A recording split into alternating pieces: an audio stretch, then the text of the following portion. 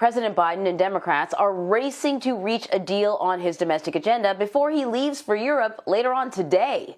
The president is scheduled to meet with the House Democratic caucus in just a couple of hours from now, hoping to reach some sort of agreement.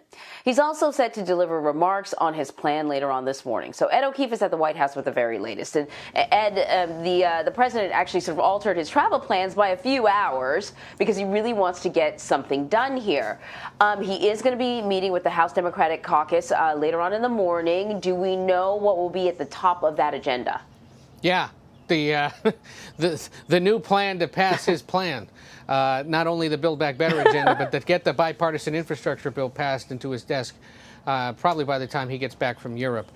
This is about as 11th hour as it gets. Early word this morning from the White House that he will head to the Capitol to meet with House Democrats around 9 a.m. Eastern, then come back here to the White House to address the American public on the new plan around 11:30 Eastern, and then leave the White House by a little after noon, which would put him about 4.5 hours behind schedule from when he was supposed to be leaving. He'll get to Rome in the middle of the night ahead of his meeting tomorrow with Pope Francis. All of this coming to a head now after months of protracted negotiations that have exposed real deep divisions among Democrats about some, not all, but some of what was originally in this plan. Things like paid family leave appears to be out. Things like taxing billionaires in order to pay for it appears to be out. A push to have Medicare negotiate virtually all prescription drug prices lower is out. The reason? It was deemed too expensive by just a handful of moderates in the Senate and the House. And when you live in a Congress where it's 50-50 in the Senate and House Democrats have just but 3 votes to spare, you have to be willing to compromise in order to get things passed as a member of the Democratic Party. It's been a hard pill to swallow, and the president's going up there today to say, take it or leave it. So, Ed, as you may know, my bedtime is the same as most 6-year-olds in this country, and so I miss a lot of the stuff that happens overnight. I was shocked when I woke up early this morning to find out that paid family leave had been dropped. I would think that this would be kind of like a no-go space. Paid family leave is one of the areas in which the U.S. lags behind almost the entire world. They wanted 12 weeks. They whittled it down to 4 weeks, and now it dropped completely. How did that happen, and how are progressives responding? Well, it does poll well. 73% of Americans in our most recent survey said they support it. Paid family and medical leave. But that didn't poll as high as another thing that's not in there. Having Medicare negotiate lower prescription drug prices, something that would help the nation's seniors. They're popular, but they're expensive. And again, how many times do we have to say, if I had a nickel, I could probably pay for these things for every time we've had to talk about this. Because you work in a Senate with liberal and centrist and really moderate Democrats, and you got to get all 50 on board plus Vice President Harris to get it done. And because you're over in a House where you've got dozens of progressives and a handful of moderates, especially from like the Northeast and the West Coast and the Chicago area, who will face competitive races next year, while you want to be able to get those kinds of things done, they're expensive and you got to pay for them. And the fear they have politically is that they're going to get dinged for having approved all these expensive things and not paying for them. The other concern that Manchin has always had, Senator Joe Manchin in this case, is the insolvency of these massive federal aid programs, Social Security, Medicare, and creating another one, would just saddle the nation with greater debt into the future.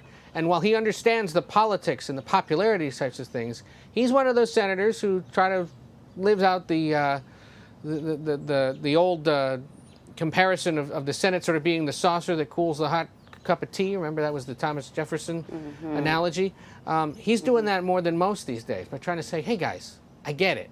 Yes, that's popular.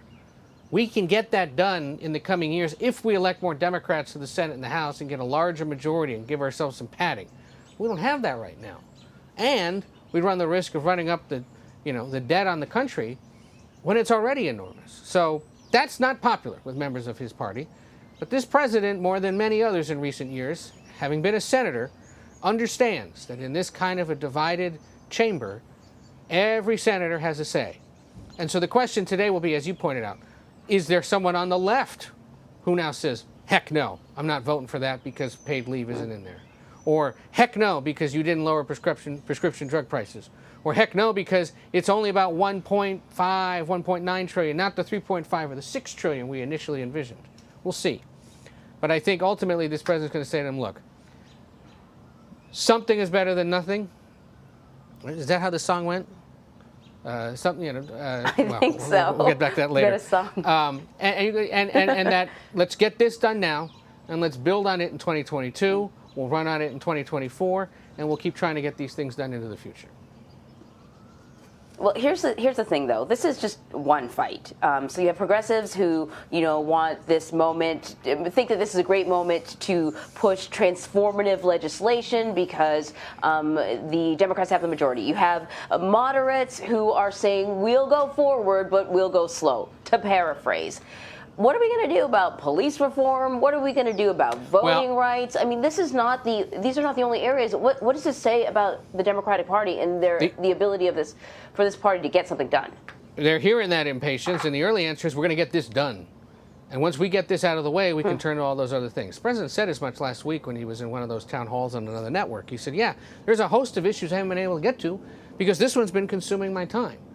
But the moment this is off the plate, immigration reform, border security, voting rights, police reform, all those kinds of things are the things he'll turn to next. But let's go back and do the math again. That's the kind of legislation, because it has nothing to do with spending, that's going to require those broader majorities to get passed, right? You're going to need 60 votes to clear a filibuster in the Senate. We go back to that conversation. And so part of whatever comes next might be a conversation among senators about the rules of the road, and whether or not it's time to peel away at the filibuster rules, at least when it comes to certain kinds of bills that might be considered. So all that's to come. But yes, that question of what about everything else is one that's weighing on this White House's mind, which is why they want to get this done as soon as possible. Ed O'Keefe, thank you so much. Take care. We'll see you soon.